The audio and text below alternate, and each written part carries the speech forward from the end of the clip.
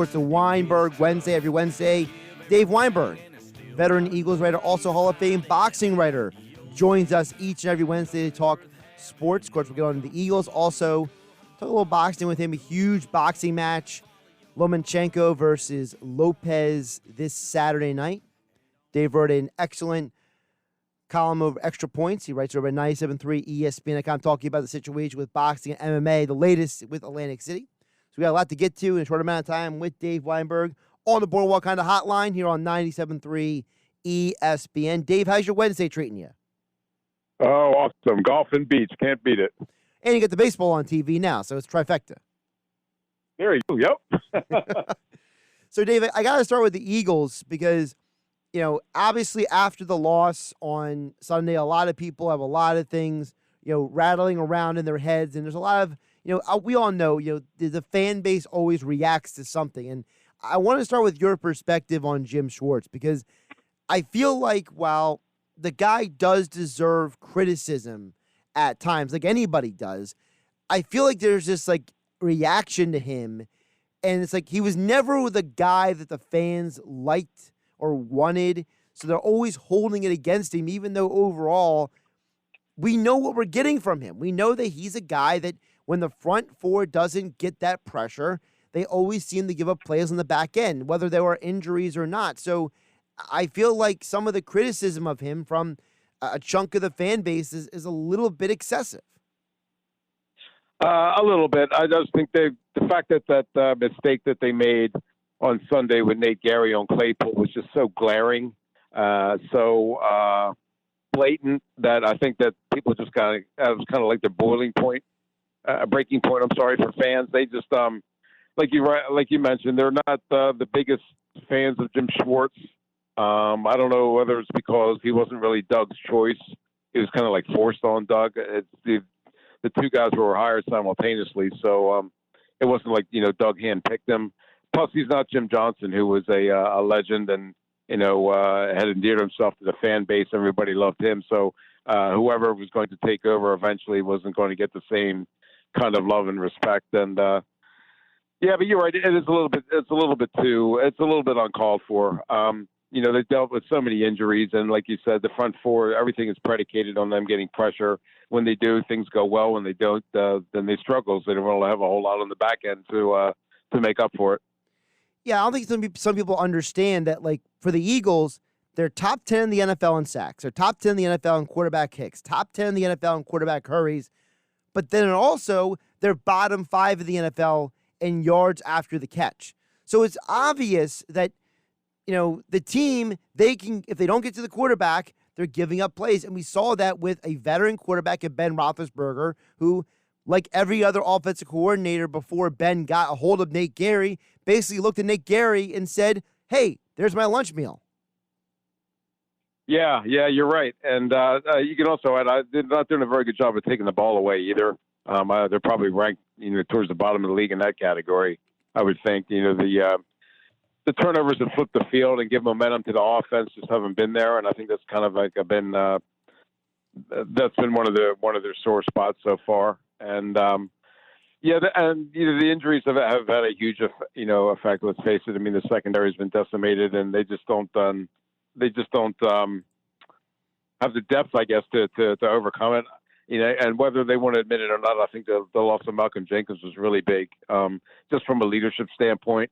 I know Rodney McLeod has kind of tried to fill that role, but he just doesn't seem to have the same impact on the locker room that Malcolm had. Now, you mentioned the leadership. I know the Eagles try to talk about leadership a lot. Oh, we have Brandon Graham, we have Rodney McLeod, but there's something to be said for the fact that Nate Gary, when you go back and watch that film, Jalen Mills is trying to tell him, dude, you need to do something else. Just not hearing him. I highly doubt he's not listening to Malcolm Jenkins, right? Like, there's something to be said for the fact that when Malcolm Jenkins spoke, people listened on that field, whereas maybe if it's somebody else, even if it is Jalen Mills, you know, maybe Nate Gary or anybody else is just not paying attention at the same level.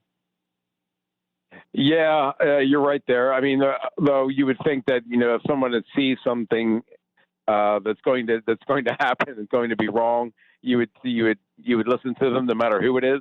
But yeah, you're right. Malcolm had he's not having the best year in New Orleans, ironically, but yeah, he had a profound impact on. Everybody respected him. Everybody admired him, and it's to not have him out there is a big vacuum. Also, I'd like to point out I don't know. I think you have to put a little bit of this on Jim Schwartz. The fact that Sidney Jones and Rasul Douglas are playing pretty well in their new homes. So maybe it is a little bit on the coaching staff that they just don't they just don't get the most out of what they have. That's a very interesting point. Let's dig down a little bit deeper there. By the way, Weinberg Wednesday, Dave Weinberg, veteran Eagles writer, joining us here every Wednesday on Game Night on 97.3 ESPN. Make sure you're following him on Twitter at Dave Weinberg 19. You mentioned about not getting the best out of some of these guys. So to me, I ask, which side of the coin then is worse?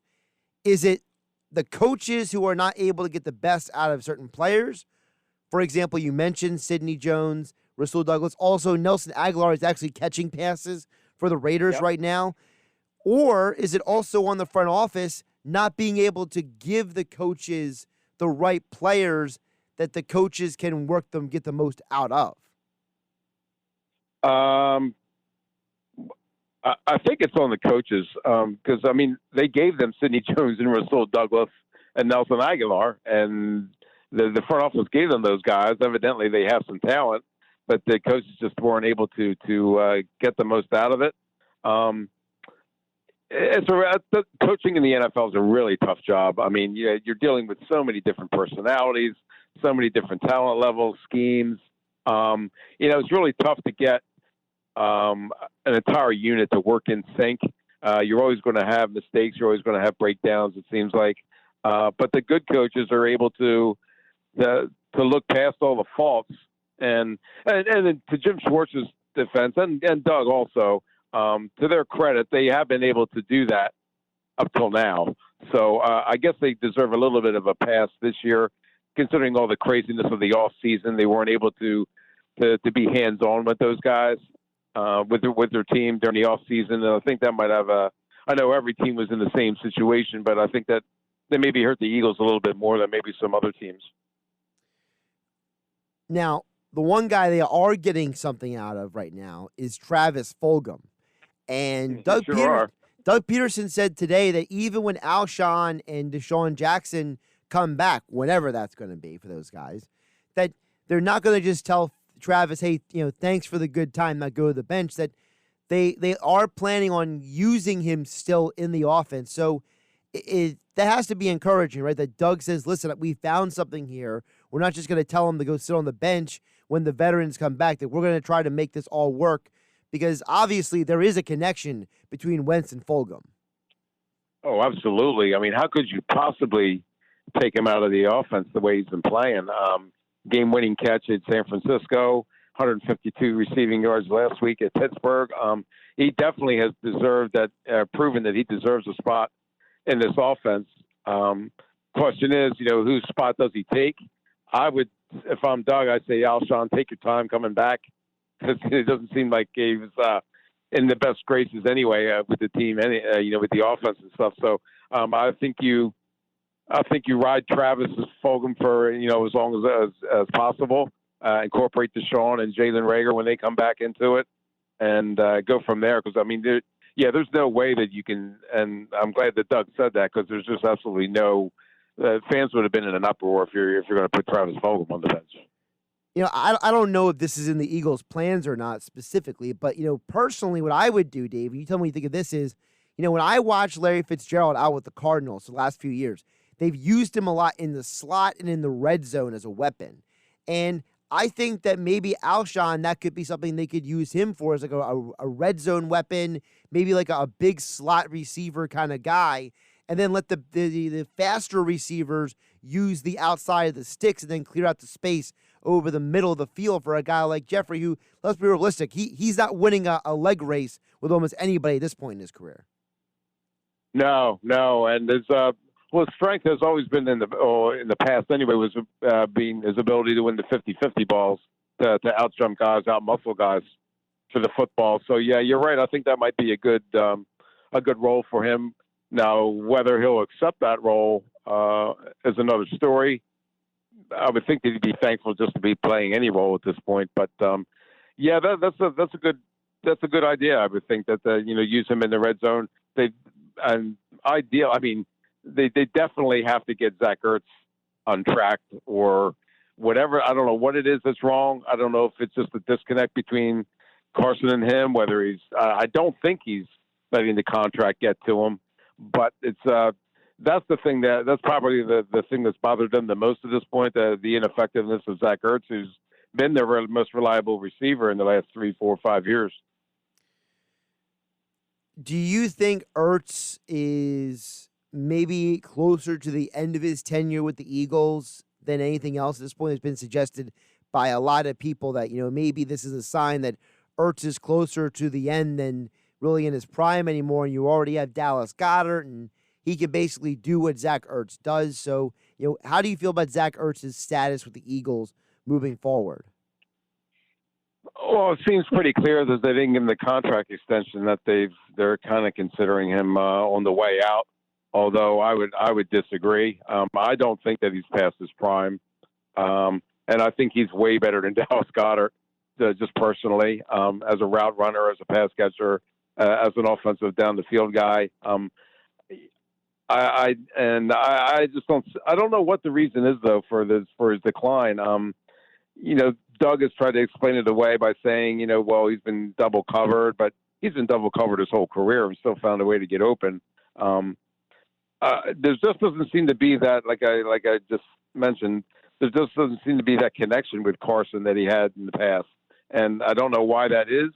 I don't know if Carson's putting too much pressure on himself or struggling to make bigger plays down the field without looking at Ertz. I don't know what it is, but I do think that Zach is going, when he goes, and he's probably going to go somewhere else, he's gonna flourish. I think, just like Nelson Aguilar, just like the other guys who left Afton.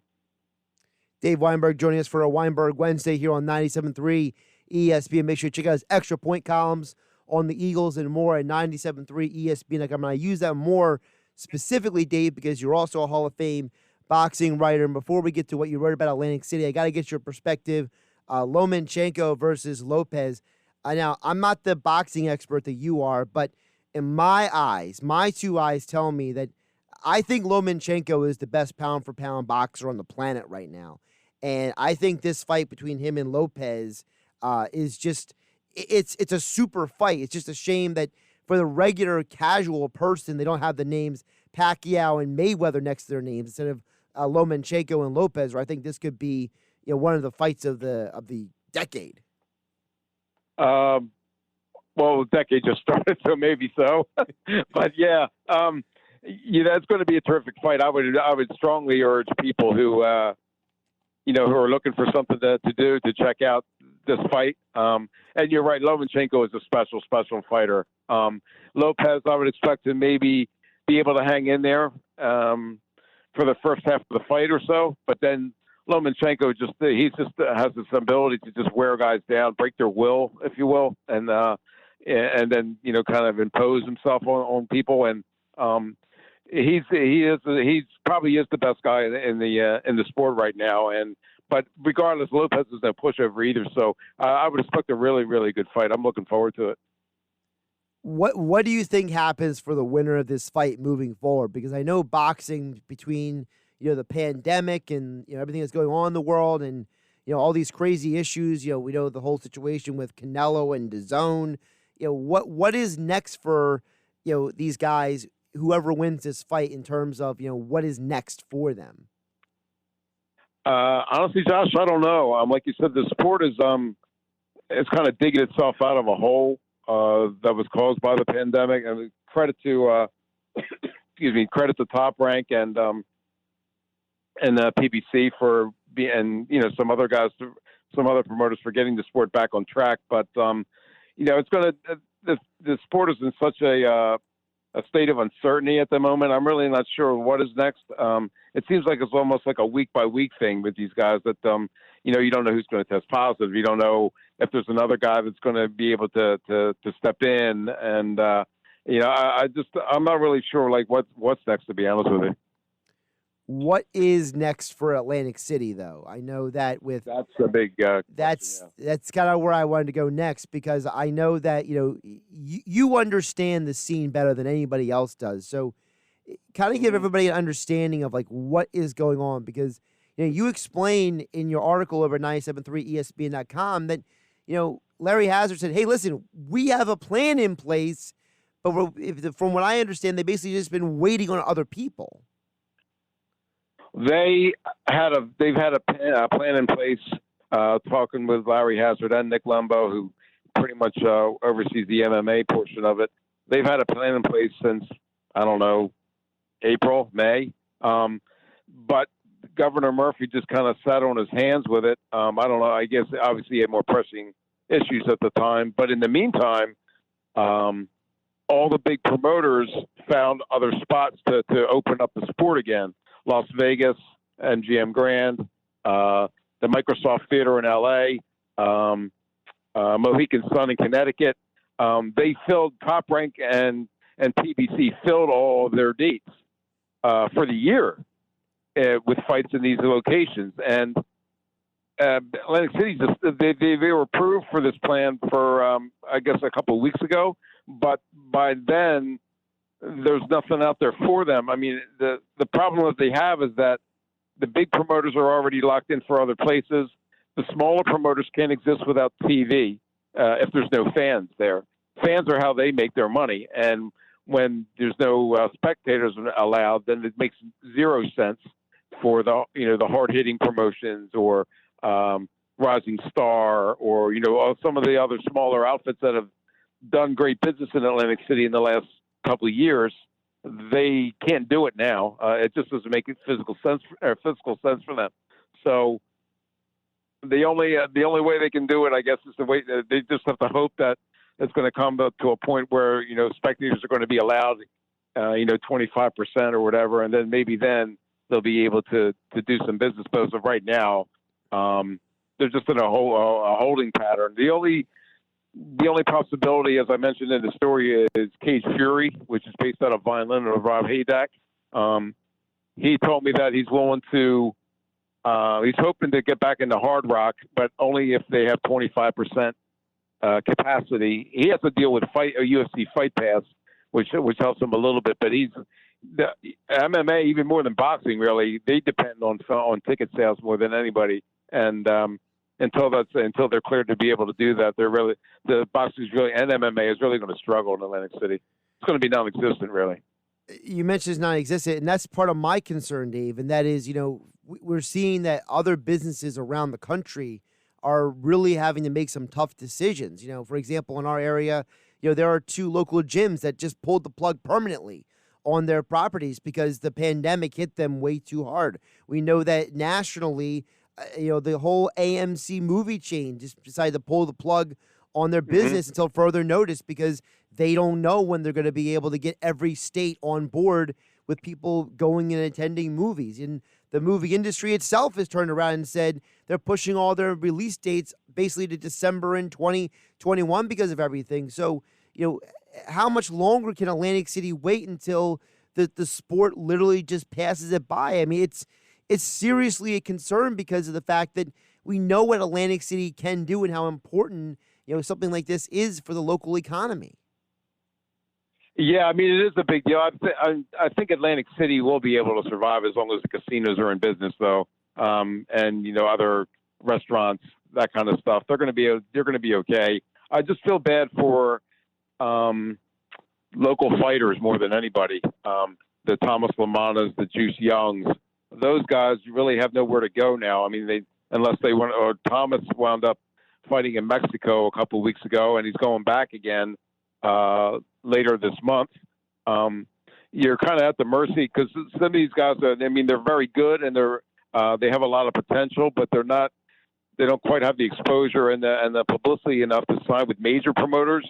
So they're the guys who fight for the hard hittings and star promotions in New York and Lou DiBella and main events, undercards, and they don't have that avenue now to develop their brand to get noticed. And they're the ones who are really going. I'm curious to find out what's going to happen to those guys. Are they going to be able to continue their careers? Because some of those guys are in their upper 20s, pushing 30, and the window of opportunities are closing for those guys. So they really have to find either a promoter or a network or something that's able to give them a shot. Because as it stands now, they're not going to have any chances in Atlantic City, at least for the foreseeable future. You mentioned him having to go to Mexico and people having to go to different places to fight.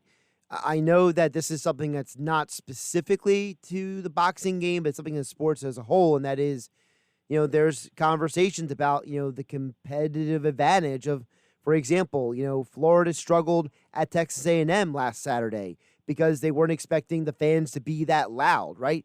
We're seeing in other places, some places can have fans, some places can't have fans. So, what is the impact for boxing that if they are locked out of certain parts of not just the country, but the world right now because of this pandemic, what does that mean for the sport and trying to, just stay on track moving forward? Well, I think they'll be okay as far as the United States goes. I mean, like Las Vegas has pretty much opened their doors to fights. L.A., same thing. Like I mentioned, Mohegan Sun, Florida even.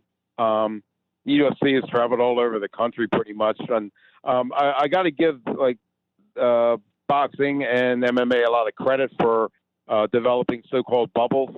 And Atlantic City has it too. I mean, their protocols that they've established are beyond the minimum requirements. I mean, they're, fighters who arrive are pretty much quarantined in their rooms. Meals are delivered to them. They have to train in their rooms. I mean, they're not allowed out at all until say the day of the fight, really.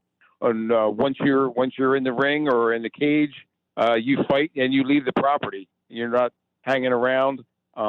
It's testing out the wazoo. It's just they've taken every possible precaution, and I don't know why it took so long for the state to give them the permission. And it's really a shame that it happened because, like I said, Larry and the New Jersey Control Board had established these protocols in conjunction after talking to ringside physicians and other state commissions and the World Health Organization, that kind of stuff. And it's really a shame because they had the opportunity there. They were ready and they're willing and able to do it. And by the time it happened, it was too late. It's really a shame.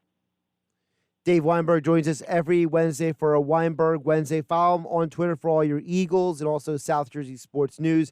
Dave Weinberg, 19 extra point columns at 97.3 ESPN.com. Check out his latest about the delays with the boxing, the MMA, and Atlantic City. A lot of great quotes and information in the piece. As all guests, he joined us today on the Boardwalk kind of hotline. Dave, always appreciate the conversation and the information.